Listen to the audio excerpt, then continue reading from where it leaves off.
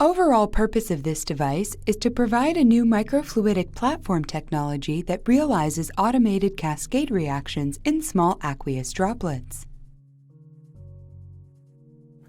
This method could help answer key questions to the field of synthetic biology by reproducing reaction sequences of microorganisms performing complex reaction sequences with enzymes and screening new catalysts. The main advantage of our lab-in-a-drop approach is that it is very adaptable. As opposed to channel-based microfluidic chips, the only prerequisite is a hydrophilic reaction environment. Though this method can provide insight into enzymatic reactions, it can also be applied to other systems, such as inorganic catalysts or screening of ligands. I first had the idea for this method when I tried to design a microfluidic device with integrated product separation, but without a complex system of valves and separators.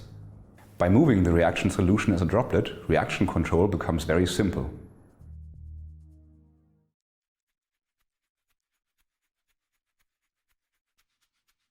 First, design and 3D print the coil bodies.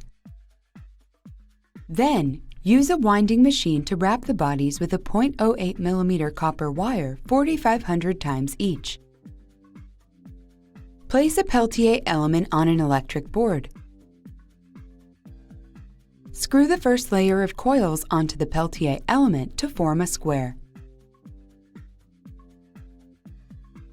Then, secure the second layer of coils on top with a 3D printed plastic frame or other non-conductive material. Connect the electric board to the magnet control with a ribbon cable. Insert neodymium magnets.